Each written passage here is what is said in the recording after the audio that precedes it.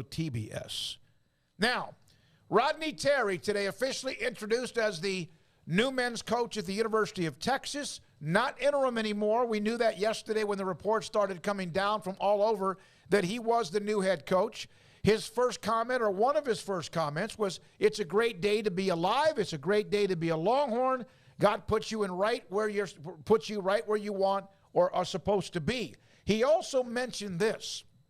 He feels confident that he had the Texas job. He always felt that way. He was asked that question, I think, on the eve of the Miami game, and he said he hadn't really thought about it, but was confident. "I felt confident the whole time. I've prepared my life for this opportunity." And one more quote, and then comments from Paul and Craig on it. He never felt like he gave himself a chance to enjoy being the head coach when he was at Fresno State or UTEP because he worked so hard to rebuild those programs, saying that he's going to enjoy the process, give his players, quote, "a chance to see the real RT Rodney Terry." Yeah, and look, this would have been crazy to me had Texas gone any other direction, especially the minute that they got to the Sweet 16. Like, you're at a point here where that's where you've been trying to get repeatedly over and over and over again.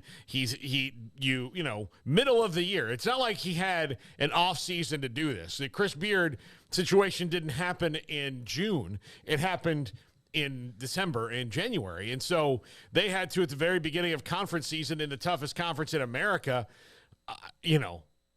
go through and redo everything. And he navigated that beautifully. So it was his job, in my mind, from the point that they were still in first place after a month in the Big 12. And then deep into February, they're still contending for the Big 12 title. And then you go and win in Kansas City, and, it's kind of inevitable. But, you never know what, athletic directors and presidents are thinking. But he's in a position. He's a really good recruiter. He did a really good job this year. I'm curious to see how he does, when this is completely his now.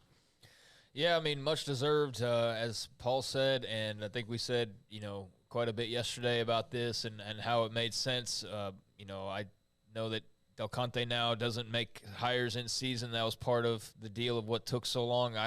Without even knowing that to be a certainty, that was something that I just felt like made sense. I mean, just in general, because why would you, in the middle of a tournament run when you're on the cusp of something great, sit there and just hand the guy the silver platter right in the midst of that? I mean, he's going to get it eventually. Why do you feel the need to give it to him in the midst of when you're playing?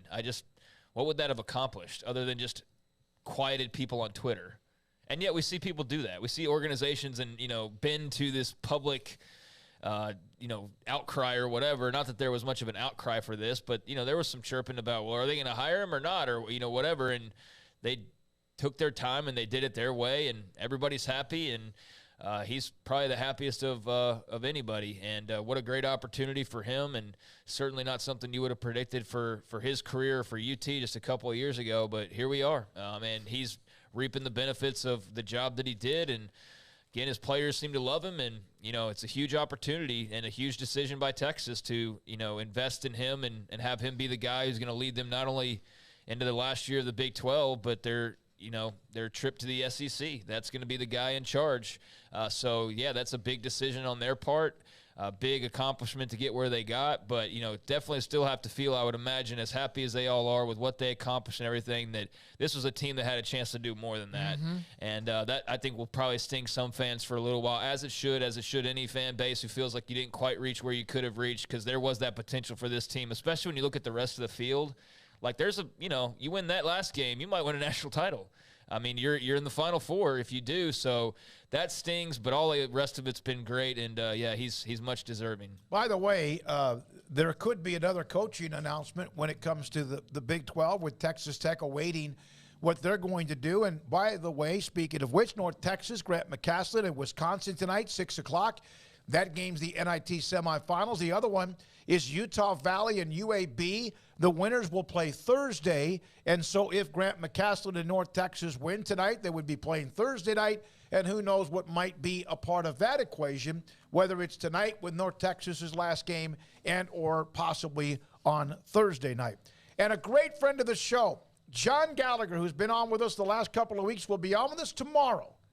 John Rothstein, Former Hartford coach John Gallagher finalizing a contract to be the next head coach at Manhattan. Like, it's a live in a cool place. I mean, I think it is. I know that there are people in the chat room that would think that living in Manhattan would be a nightmare, but yeah, and look, in a basketball mecca, like there's going to be good players he's going to have access to, and yeah, it's great for him. And the guy needs to be coaching. He's a very, very, very, very, very good coach, and needs to be out there spreading that knowledge around. So super happy for our good friend Coach Gallagher. Yeah, we figured that he was going to get opportunity soon, and appreciate him for being on with us during March Madness on a couple of occasions, but knew that was, probably something that was going to happen, here in the near future. Like I said, was him getting a job somewhere. So yeah, Manhattan is a great landing spot. He seems like, a Northeastern guy that will adapt to that pretty well. And I'm with Paul. I don't know what his salary is, so I don't know what kind of Manhattan living you're talking about. But you got to make some bucks, man. As far as like just the idea of living there and not having to worry, like my mind immediately goes to like what the costs are. But if you just throw that out of there, then yeah, that would be a really cool opportunity and a great spot. And New York's the mecca of basketball, right? So maybe not quite Manhattan, but New York City. So he'll have plenty of talent in that backyard of his, and really glad that he's going to be back on the sidelines. Katie Rader, by the